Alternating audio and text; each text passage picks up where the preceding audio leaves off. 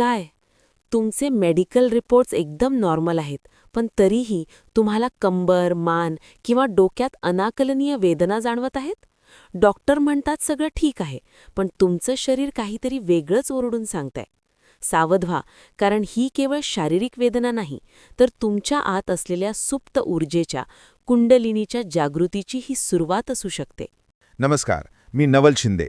आजच्या या विशेष ऑकल्ट मास्टर क्लासमध्ये आपण अशा 7 गुप्त शारीरिक संकेतांचा उलगडा करणार आहोत, जे सांगतात की तुमची चेतना आता विस्तारत आहे. हा व्हिडिओ केवळ माहिती नाही, तर तुमच्या स्वतःच्या अस्तित्वाचा शोध आहे. जर तुम्ही हा व्हिडिओ पाहत असाल, तर समजा की तुमच्या आत काहीतरी बदलतंय. हा प्रवास काय आहे? हे 7 संकेत कोणते? हे जाणून घेण्यासाठी हा एपिसोड शेवटपर्यंत नक्की पहा. कारण अर्धवट ज्ञान तुमच्या या ऊर्जात्मक प्रवासात अडथळा ठरू शकतं. कल्पना एखाद्या व्यक्तीचे सगळे मेडिकल रिपोर्ट्स एकदम नॉर्मल आहेत. म्हणजे MRI काढलाय, सर्व प्रकारच्या ब्लड टेस्ट झाले आहेत आणि सगळं काही अगदी क्लिअर आहे. सगळं नॉर्मल असतं. हो, डॉक्टर अगदी खात्रीने सांगतायत की शारीरिकदृष्ट्या ती व्यक्ती पूर्णपणे ठणठणीत आहे, पण तरीही त्या व्यक्तीच्या शरीरातून वेदना काही जात नाहीयेत. बरोबर. एक प्रकारची विचित्र आणि न समजणारी अस्वस्थता कायम असते तिथे. अगदी तेच. मग अशा वेळी नक्की काय विचार करायचा? म्हणजे प्रॉब्लेम शरीरात आहे की आपण चुकीच्या जागी आजार शोधतोय? खूप महत्वाचा प्रश्न आहे. कारण बघा, जेव्हा आपण वैद्यकीय निदानाबद्दल बोलतो ना, तेव्हा तिथे एका विशिष्ट अचूकतेची अपेक्षा असते. एखादं हाड मोडलं तर आपण एक्सरे काढतो आणि डॉक्टर थेट बोट ठेवून सांगतात, हे बघा, इथे प्रॉब्लेम आहे. नक्कीच. पण जेव्हा ही एक्सरे मशीन निरुपयोगी ठरते, तेव्हा आपण अशा एका टप्प्यावर येऊन पोचतो जिथे सर्व काही अत्यंत धुसर आणि गूढ असतं. आणि म्हणूनच आजच्या या सखोल विश्लेषणाची सुरुवात आपण याच गूढ विषयाने करणार आहोत. खरंच, हा स्रोत शरीरातील अशा काही गूढ वेदनांबद्दल बोलतो, ज्यांचे कोणतेही वैद्यकीय कारण सापडत नाही. आणि आजच्या या चर्चेचं उद्दिष्ट हे समजून घेणे आहे की जेव्हा डॉक्टरांचे रिपोर्ट्स नॉर्मल असतात, तरी शरीरात वेदना का होतात. आणि या स्रोताचा दावा खूपच वेगळा आहे. त्यांच्या मते या वेदना आजारपणाचं लक्षण नसून मानवी शरीरात दडलेल्या एका सुप्त ऊर्जेच्या, ज्याला कुंडलिनी किंवा सिक्रेट एनर्जी म्हटलं जातं, तिच्या प्रबोधनाचे म्हणजेच अवेकनिंगचे संकेत असू शकतात. हे सगळं ऐकताना मला एका उदाहरणाची आठवण येते. म्हणजे एखाद्या मोबाईलमध्ये जेव्हा बॅकग्राऊंडला खूप मोठं सॉफ्टवेअर अपडेट चालू असतं, तेव्हा तो फोन अचानक कसा गरम होतो. हो, अगदी. तो संथ चालतो, कधीकधी हँग सुद्धा होतो. बरोबर ना?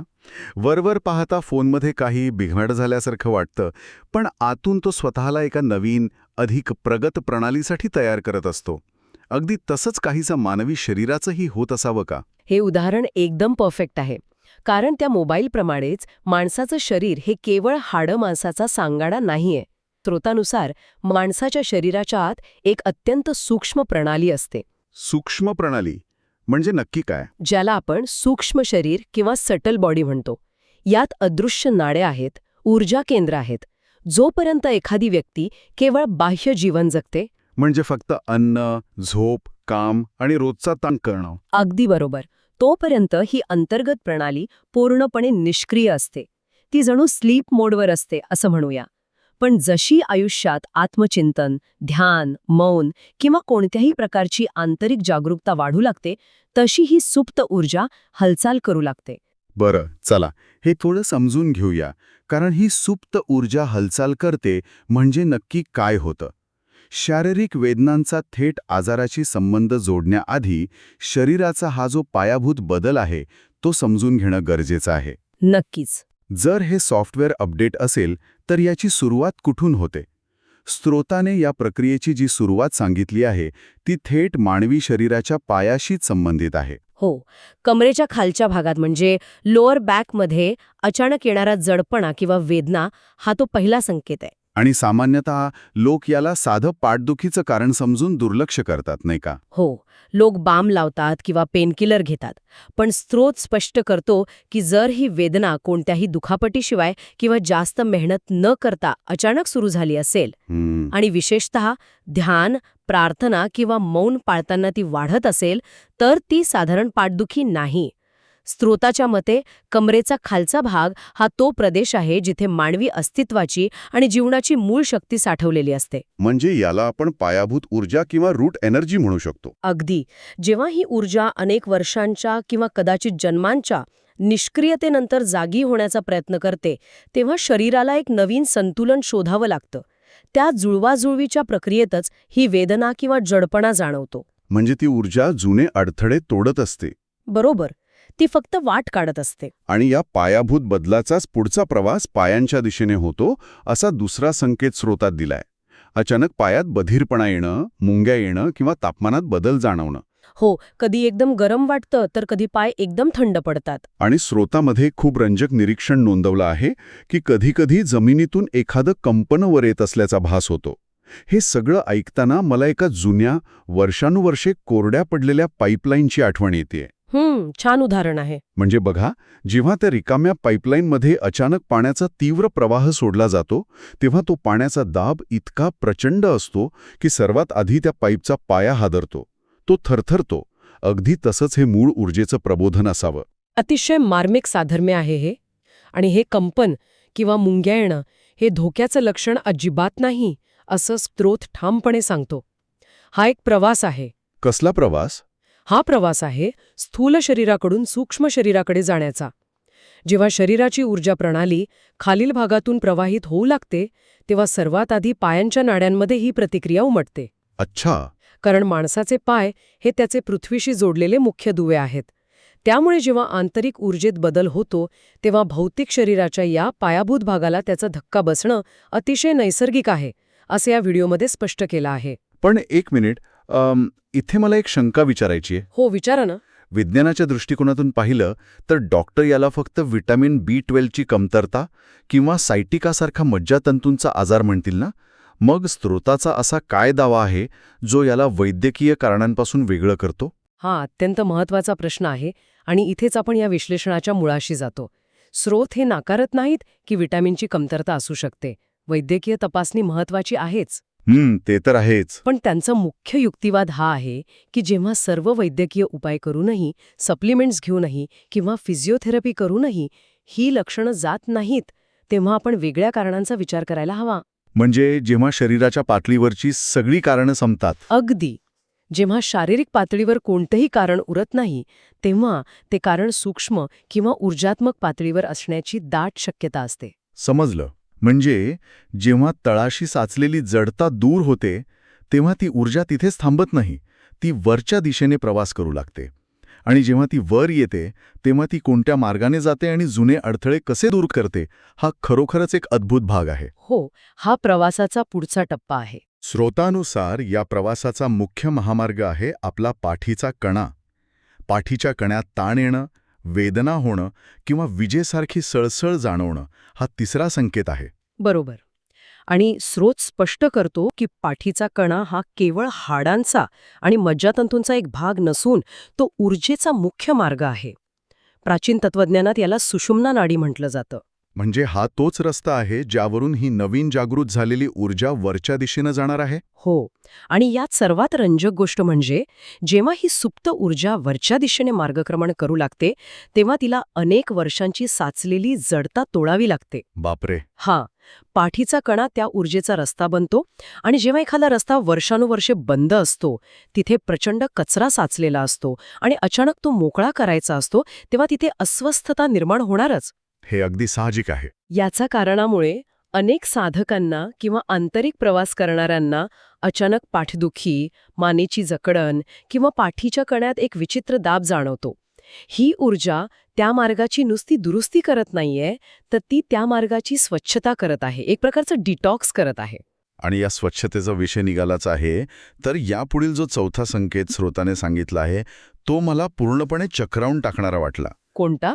मान, खांदा आणि जबडा या भागात होणाऱ्या वेदना. स्रोत अतिशय महत्त्वाची आणि धक्कादायक माहिती देतो की हे क्षेत्र केवळ स्नायूंचा भाग नसून ते भावनिक ओझ्याचा साठवणूक केंद्र असते, म्हणजे इमोशनल बॅगेज. अगदी तंतोतंत. न बोललेले शब्द, दबलेला राग, जुन्या स्मृत्या.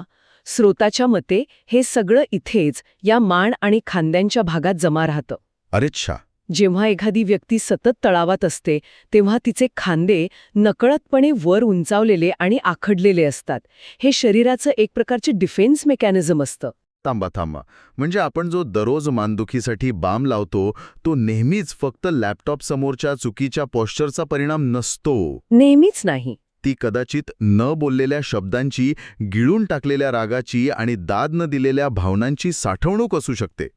हा विचार खरोखरच अवाक करणारा आहे. हो, हे खरंच खूप वेगळं परिमाण आहे. म्हणजे आपण कितीतरी वेळा या वेदनांना फक्त शारीरिक समजतो, पण त्यामागे एक खोल मानसशास्त्रीय आणि ऊर्जात्मक कारण असू शकतं. आणि तिथेच आपली गल्लत होते.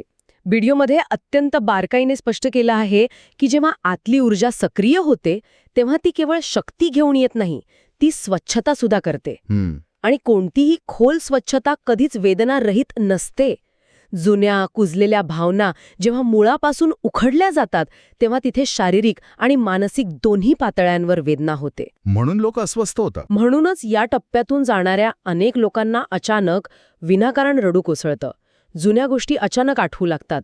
हे दुसरं तिसरं काही नसून शरीर मनाचं ओझं उतरवत असल्याचा तो थेट संकेत आहे. हे सगळं ऐकताना जाणवतं की आपण शरीराला कायम एका मशीनसारखं वागवतो, पण ते किती खोलवर आपल्या भावनांशी आणि अदृश्य ऊर्जेशी जोडलेलं आहे हे यावरून स्पष्ट होतं. अगदी बरोबर. आता इथून पुढचा प्रवास आणखीनच गुंतागुंतीचा आणि महत्त्वाचा होतो. पायाभूत स्तरावरून पाठीच्या कण्यामार्गे वर आलेली ही ऊर्जा जेव्हा विचार आणि भावनांच्या सर्वोच्च केंद्रांवर म्हणजे मस्तिष्क आणि हृदयावर धडकते तेव्हा काय होतं? हा खूप नाजूक टप्पा आहे. हो, स्रोतांनी याला प्रक्रियेतील अत्यंत नाजूक टप्पा म्हटलंय. चला 5व्या संकेतापासून म्हणजे डोक्यातील दाबापासून सुरुवात करूया. स्रोताच्या मते डोक्याच्या आत, कपाळाच्या मध्यभागी किंवा डोक्याच्या वरच्या भागात जडपणा येणे किंवा हलकी वेदना होणे हा एक प्रमुख संकेत आहे. आणि हा अनुभव अनेकदा मनात खूप मोठी भीती निर्माण करतो. साहजिकच आहे. डोक्यात काही विचित्र जाणू लागलं की कुणालाही भीती वाटेल. लगेच ब्रेन ट्यूमर किंवा मायग्रेनसारखे भयंकर विचार मनात येऊ लागतात. हो, पण स्रोताच्या भाषेत सांगायचं तर हा माणसाची जाणीव किंवा कॉन्शियसनेस विस्तारण्याचा टप्पा आहे. विस्तारण्याचा. हो, जर आपण याला व्यापक दृष्टिकोनातून पाहिलं तर लक्षात येईल की जशी आंतरिक जागरूकता वाढते तशी मेंदूतील ऊर्जेची हालचाल बदलते. हा शारीरिक दाब थेट मानसिक सीमा ओलांडण्याशी जोडलेला आहे. म्हणजे विचारांच्या सीमा बदलतात. अगदी. माणसाची विचार करण्याची पद्धत, त्याचे दृष्टिकोन, त्याच्या जुन्या समजुती या सर्व सीमा आता बदलत आहेत. त्या जुन्या सीमा तुटताना जो ताण येतो तो डोक्यातील दाबाच्या स्वरूपात जाणवतो. हे अगदी एखाद्या बीजासारखं आहे. ज्याप्रमाणे एखादं बीज मातीतून बाहेर येताना मातीचा थर फाडून वर येतं, तसाच हा जुन्या मानसिक अवस्थांना फाडून बाहेर येण्याचा प्रयत्न आहे. खूप सुंदर उदाहरण दिलंत. आणि याच विस्ताराचा दुसरा अत्यंत महत्त्वाचा पैलू म्हणजे 6वा संकेत, हृदय क्षेत्रात निर्माण होणारी प्रचंड संवेदनशीलता. हो, छातीत अचानक जडपणा येणं. बऱ्याचदा वाटतं की हा हृदयविकाराचा झटका तर नाही ना, पण मेडिकल रिपोर्ट्स इथेही नॉर्मल येतात. कारण ती अडचण शारीरिक स्नायूंची नसतेच मुळी. व्हिडिओमध्ये हा मुद्दा खूप भावनिकरित्या मांडलाय. काय म्हटलंय त्यात? जेव्हा ही ऊर्जेची लाट हृदय क्षेत्राला स्पर्श करते तेव्हा तिथे वर्षांपासून साचलेल्या भावनांचा बांध अक्षरशः फुटतो. हृदयाभोवते जे एक अदृश्य चिलखट आपण जगापासून स्वतःचा बचाव करण्यासाठी घातलेलं असतं ते चिलखट ही ऊर्जा वितळवून टाकते. आणि म्हणूनच क्षुल्लक गोष्टींवरूनही डोळे पाणावतात. बरोबर ना? हो, अगदी छोट्या छोट्या गोष्टींवरून.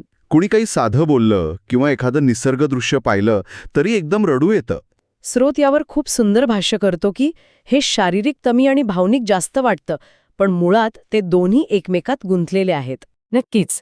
आणि जर आपण या प्रक्रियेमागचं कारण समजून घेतलं तर दिसेल की हे हृदय मोकळं होणं माणसाला अधिक संवेदनशील बनवतं, व्यक्ती अधिक करुणामय होते आणि सर्वात महत्त्वाचं म्हणजे ती स्वतःशी अधिक खरी बनते. जोपर्यंत हृदयावर जुन्या भावनांची खपली असते तोपर्यंत एक कृत्रिम आयुष्य जगलं जातं. ही जागृत ऊर्जा ती खपली कायमची काढून टाकते. बापरे, हे सगळं ऐकताना जाणवतंय की ही प्रक्रिया किती प्रचंड ऊर्जेची मागणी करणारी आहे. आणि म्हणूनच या प्रक्रियेचा 7वा आणि अंतिम संकेत हा या संपूर्ण प्रवासाचा एकत्रित परिणाम दर्शवतो. संपूर्ण शरीरात आलेला अथांग थकवा. हो, हा थकवा खूप वेगळा असतो. असा थकवा जो साध्या झोपेने किंवा 1-2 दिवस आराम करूनही जात नाही. शरीरातून पूर्णपणे त्राण निघून गेल्यासारखं वाटतं. कारण हा थकवा शारीरिक नाहीये, तो ऊर्जात्मक आहे. एखाद्या व्यक्तीने खूप शारीरिक मेहनत केली आणि म्हणून शरीर दमलं असं हे नाहीये. मग हे कसं आहे? पूर्ण क्षमतेने चालू करण्यासारखं आहे. जुन्या तारांमधनं जेव्हा नवीन आणि अधिक दाबाची वीज वाहू लागते तेव्हा संपूर्ण प्रणालीला ते सहन करायला वेळ लागतो. म्हणजे so what does this all mean? तर या सगळ्याचा अर्थ काय घ्यायचा? हे अगदी एखाद्या कॉम्प्युटरला सेफ मोडमध्ये रिबूट करण्यासारखं आहे असं मला वाटतं. अगदी तसंच. जेव्हा सिस्टीममध्ये काहीतरी खूप खोलवर दुरुस्त करायचं असतं तेव्हा कॉम्प्युटर इतर सर्व अनावश्यक कार्यक्रम, सर्व बॅकग्राऊंड ॲप्स बंद करतो आणि फक्त मूळ प्रणालीवर लक्ष केंद्रित करतो. बरोबर आहे. या थकव्याच्या काळात बाह्य जगाचा गोंगाट नकोसा वाटतो, एकांत हवासा वाटतो, खूप झोप येते, कारण बाह्य जगाचा संपर्क कमी करून स्वतःच्या अंतर्गत सिस्टीमची दुरुस्ती करण्याची ही वेळ असते. अतिशय अचूक विश्लेषण केलं तुम्ही. या नवीन ऊर्जेसोबत संपूर्ण शरीराचं संतुलन पुन्हा प्रस्थापित व्हायला वेळ लागतो आणि इथेच स्रोताने या संपूर्ण प्रक्रियेतून जाणाऱ्यांसाठी काही अत्यंत महत्त्वाचे उपाय सुद्धा सुचवले आहेत. कोणते उपाय? पहिली आणि सर्वात महत्त्वाची गोष्ट, वैद्यकीय अहवाल सामान्य असल्यास अजिबात घाबरू नये, कारण भीती ही ऊर्जेला तिथेच अडकवून ठेवते. प्रक्रियेत सर्वात मोठा अडथळा जर कोणता असेल तर तो भीतीचा आणि प्रतिकाराचा आहे. हे खरं आहे. पण मग अशा वेळी नेमकी कोणती कृती करावी? नुसतं वाट पाहत बसणं हेही त्रासदायक होऊ शकतं ना? म्हणूनच स्रोताने काही अतिशय साधे पण प्रभावी उपाय दिले आहेत. भरपूर पाणी पिणे, कारण पाणी हे ऊर्जेचे उत्तम वाहक आहे. आणि दुसरं म्हणजे अणवाणी पायांनी मातीवर चालणे, ज्याला आपण ग्राउंडिंग म्हणतो. हे ग्राउंडिंग नक्की कसं काम करतं? याचा या आंतरिक ऊर्जेशी काय संबंध? बघा, स्रोताच्या तत्वज्ञानानुसार जेव्हा शरीरात ऊर्जेचा महापूर येतो तेव्हा काही अतिरिक्त ऊर्जा साचून राहते, ज्यामुळे अस्वस्थता येते. पृथ्वीकडे स्वतःची एक नैसर्गिक विद्युतचुंबकीय ऊर्जा असते. Electromagnetic charge. ची संपर्क येतो तेव्हा ती अतिरिक्त ऊर्जा जमिनीत शोषली जाते, अगदी एखाद्या इमारतीच्या अर्थिंग वायरसारखं. यामुळे शरीर शांत होतं. अरे वा, हे खूपच लॉजिकल वाटतंय. हो ना. आणि सर्वात मोठा उपाय म्हणजे स्वतःच्या शरीराला शत्रू न मानता त्याला एक संदेशवाहक मानणे. हे अनुभव दाबून टाकण्याचा प्रयत्न न करणे. ही खूप महत्वाची गोष्ट आहे, कारण अनेकदा शरीरात काहीही वेदना जाणवली की लगेच तिला मारून टाकण्याचा किंवा दाबून टाकण्याचा आपला कल असतो. पण इथे शरीरालाच एक मार्गदर्शक मानायचंय. बरोबर. स्रोत एक अतिशय सुंदर विचार मांडतो की हे प्रबोधन किंवा जागरण कोणताही रातोरात होणारा चमत्कार नाही. ही एक संथ पण अत्यंत सखोल जाणारी प्रक्रिया आहे. प्रत्येक वेदना कमजोर बनवण्यासाठी येत नाही, तर काही वेदना या बदल होत असल्याचा पुरावा असतात. आणि कोणताही खरा बदल हा नेहमीच थोडा अस्वस्थ करणारा असतोच. अगदी खरंय. आपण आत्तापर्यंत जो संपूर्ण प्रवास पाहिला, पायाच्या तळव्यांमधील मुंग्यांपासून कमरेतील झडपणा, पाठीच्या कण्यातील वीज, मान आणि खांद्यातील भावनिक ओझे, डोक्यातील दाब, हृदयाची संवेदनशीलता आणि शेवटी संपूर्ण शरीराला येणारा तो सेफ मोडवाला ऊर्जात्मक थकवा. हो, हा पूर्ण प्रवास खूप काही सांगून जातो. हा संपूर्ण प्रवास एका वेगळ्याच सत्याकडे बोट दाखवतो. वैद्यकीयदृष्ट्या निरोगी असूनही होणाऱ्या वेदना या कमजोरीचे लक्षण नसून एका सखोल परिवर्तनाचे संकेत आहेत. या स्रोताने हा विचार अतिशय सुंदररित्या मांडला आहे. आणि जे लोक ही चर्चा ऐकत आहेत त्यांच्यासाठी हा एक अतिशय महत्त्वाचा दृष्टिकोन असू शकतो. वेदनेचा अर्थ नेहमीच आजार नसतो. तो शरीराचा आपल्याशी संवाद साधण्याचा एक मार्गही असू शकतो. हे समजून घेणं हेच मुळात एक मोठं प्रबोधन आहे. नक्कीच. या सखोल विश्लेषणाच्या शेवटी पोहोचताना स्रोतामधील एका विधानाने मला खूप विचार करायला भाग पाडलं. कोणतं विधान? व्हिडिओमध्ये असं म्हटलंय की खूप कमी लोक या टप्प्यापर्यंत पोहोचतात आणि त्याहूनही कमी लोक हे समजू शकतात. यातून एक खूप मोठा आणि थोडासा अस्वस्थ करणारा प्रश्न निर्माण होतो. कोणता प्रश्न? आजच्या या आधुनिक जगात जिथे प्रत्येक छोट्या अस्वस्थतेला किंवा वेदनेला लगेच आजार ठरवून पेन किलर्स किंवा बाह्य मनोरंजनाने दाबून टाकण्याची आपल्याला सवय लागली आहे, हो, आपण लगेच गोळ्या घेतो. तिथे नकळतपणे एखाद्या महान आंतरिक प्रबोधनाला, एखाद्या अद्भुत बदलाला रोज स्नूज बटन दाबून कायमचे शांत तर केले जात नाहीये ना. बापरे, हा खूपच खोल विचार आहे. शरीराची भाषा समजून घेण्यासाठी आपण आपलीच सिस्टीम म्यूट तर केली नाहीये ना. ज्या एक्स-रे मशीनबद्दल आपण सुरुवातीला बोललो होतो, त्या मशीनला जे दिसत नाही ते नाकारण्याची सवय आपल्याला कुठल्या मोठ्या सत्यापासून वंचित ठेवत असेल. नक्कीच विचार करण्यासारखी गोष्ट ही. याच एका प्रबळ विचारासोबत आपण आजचं हे सखोल विश्लेषण इथे थांबूया. शरीराने दिलेला आजचा हा अलार्म ऐकायचा की स्नूज करायचा याचा विचार नक्कीच व्हायला हवा. मित्रांनो, लक्षात ठेवा, आध्यात्मिक जागृती हा कोणताही चमत्कार नाही, तर ती एक खोल प्रक्रिया आहे. बदल नेहमीच थोडा असहज असतो, पण तोच तुम्हाला पूर्णत्वाकडे घेऊन जातो. जर तुम्हाला यापैकी कोणताही अनुभव येत असेल तर घाबरू नका. तुमचं शरीर तुमचा शत्रू नसून तो एक संदेशवाहक आहे. तुम्हाला या 7 पैकी कोणता संकेत सध्या जाणवतोय मला कमेंटमध्ये नक्की सांगा. जर हा एपिसोड तुम्हाला मोलाचा वाटला असेल तर याला तुमच्या प्रियजनांसोबत शेअर करा, जेणेकरून त्यांनाही त्यांच्या शरीरातील या बदलांचा अर्थ समजेल. अशाच गूढ, ज्योतिष आणि वास्तुशास्त्रातील रहस्यांसाठी आपल्या नवल शिंदे ओम श्रीम ऑरा अँड ॲस्ट्रो वास्तू या चॅनलला आत्ताच सबस्क्राईब करा. तुमची एक लाईक आणि सबस्क्रिप्शन आम्हाला असेच सखोल विषय मांडण्यासाठी प्रेरित करते. भेटूया पुढच्या मास्टर क्लासमध्ये. तोपर्यंत स्वतःला ओळखा आणि जागृत रहा. धन्यवाद.